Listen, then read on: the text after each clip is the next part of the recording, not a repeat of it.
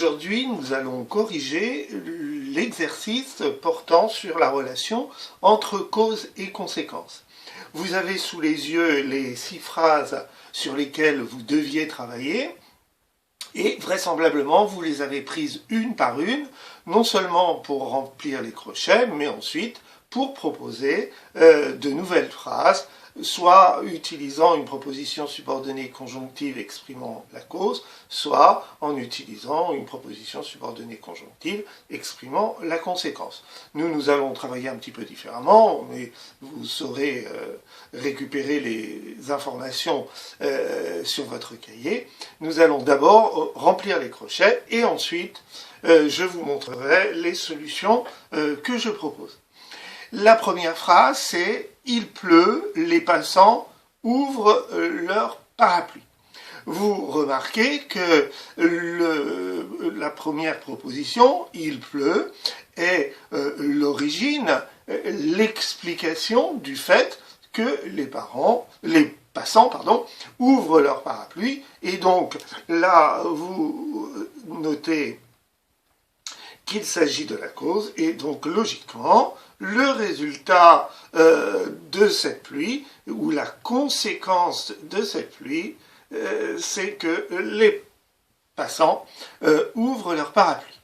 Phrase numéro 2, les bateaux restent à quai, une forte tempête s'avance. Vous voyez cette fois-ci que c'est bien la forte tempête qui est à l'origine du fait que les bateaux restent à quai. Et donc, cette fois-ci, la cause se situe ici, et le résultat de cette tempête qui s'annonce, est bien le fait que les bateaux restent à quai, et donc, il s'agit bien de la conséquence. Troisième phrase, l'OMS a pris des mesures très radicales, le virus régresse. Alors c'est une phrase d'actualité, hein. L'OMS, vous savez, c'est l'Organisation mondiale de la santé.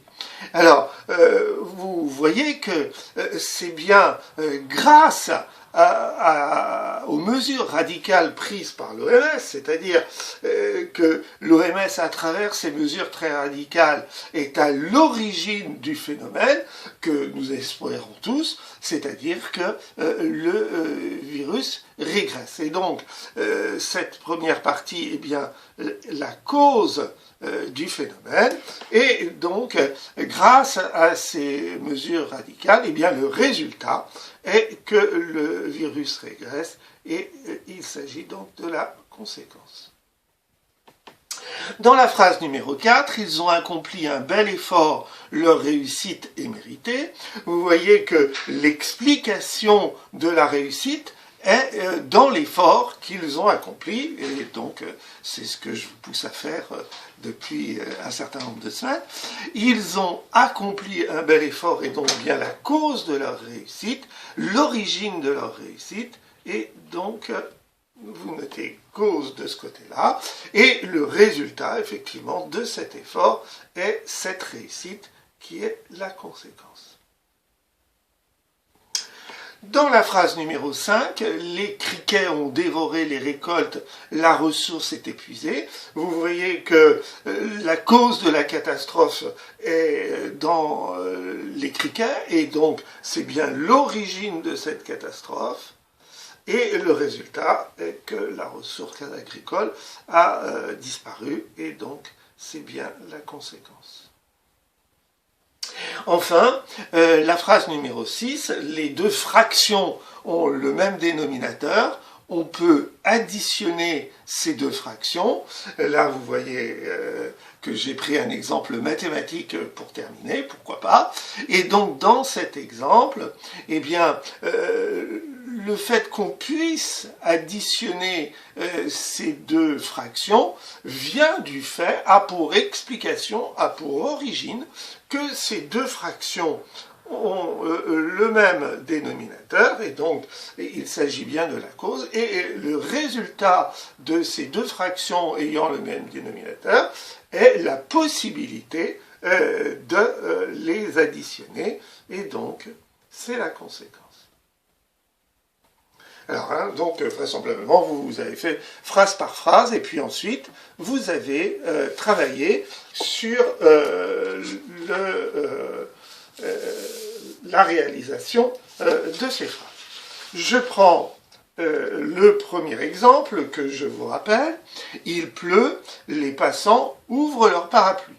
Je veux exprimer la cause dans la première phrase, et donc j'ai ajouté la conjonction de subordination de cause que l'on peut placer en début de phrase. Je vous avais montré que parce que c'était pas d'usage de le mettre en début de phrase. En revanche, puisque on peut le mettre en début de phrase, et donc puisqu'il pleut, les passants ouvrent leur parapluie. Mais on pourrait très bien mettre comme il pleut, vu qu'il pleut, étant donné qu'il pleut, les passants ouvrent leur parapluie. On prend l'habitude de faire l'analyse avec deux verbes conjugués. On voit donc qu'il y a deux propositions. On observe qu'il y a là un seul mot pour introduire la proposition. Il s'agit d'une conjonction de subordination. Et cette conjonction de subordination, eh bien, elle s'arrête à la virgule, qui est un signe visible de cette proposition, et donc nous avons une proposition subordonnée conjonctive. Alors là, je ne rajoute pas la fonction complément circonstanciel de cause, puisque c'est ce qu'on cherchait. Hein. La phrase numéro 1 devait donner un complément circonstanciel de cause. Et là, nous avons la proposition principale. Hein, donc, cause. Dans la phrase suivante, je vous rappelle, hein, la phrase d'origine, c'est « Il pleut, les passants ouvrent leur parapluie ». Cette fois-ci, il fallait exprimer la conséquence. Alors, vous remarquez que cette fois-ci, j'ai utilisé cette locution conjonctive de subordination que j'ai trouvée dans la liste. Hein, pardon. Hein, que j'ai trouvé dans la liste, à tel point que, hein, et donc là, nous avons la proposition, alors donc là, pardon, nous avons une locution conjonctive de subordination, puisque c'est en 1, 2, 3, 4 mots, hein, locution conjonctive de subordination, et la proposition, elle s'appelle proposition subordonnée conjonctive. Et celle qui reste, eh bien, c'est la locomotive, hein, c'est la proposition principale. Et là, je ne le rajoute pas, hein, mais évidemment, cette proposition subordonnée conjonctive est complément circonstanciel de conséquence de la proposition principale.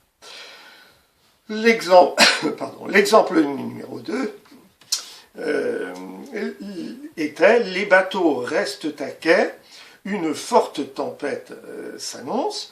Il fallait rédiger une phrase qui contienne une proposition subordonnée conjonctive qui exprime la cause, et je vous propose donc « Les bateaux restent à quai parce qu'une très forte tempête s'annonce ». Donc vous voyez, j'ai pris la première locution conjonctive de subordination, exprimant la cause, parce que, donc, locution conjonctive de subordination, voilà.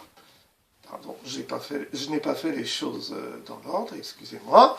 Il y avait donc deux propositions parce qu'il y avait deux verbes conjugués. La locution conjonctive de subordination qui introduit la proposition subordonnée conjonctive. Et celle qui reste, c'est la proposition principale. Et donc là, on a bien la cause.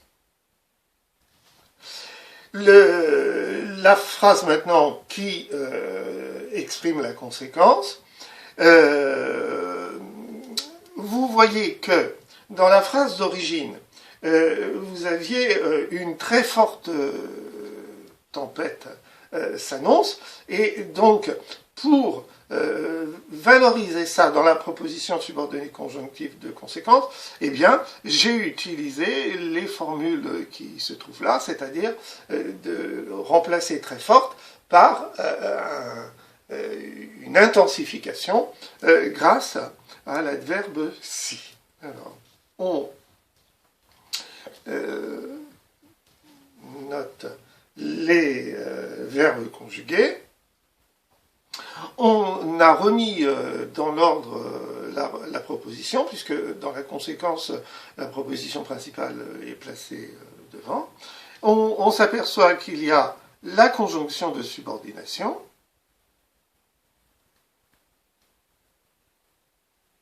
okay, qui ouvre la proposition subordonnée conjonctive, qui exprime la conséquence, donc, hein. Et ce qu'il est annoncé par ce fameux adverbe d'intensité, si trois petits points que, hein, dans la proposition principale. Alors, là vous avez deux exemples qui ont été corrigés. Si vous avez l'impression que le travail que vous avez fait dans les phrases suivantes ne convenait pas du tout, eh ben, vous arrêtez la vidéo et vous reprenez vos phrases et vous essayez d'améliorer les phrases que vous avez conçues et éventuellement de procéder à leur analyse comme je viens de le faire.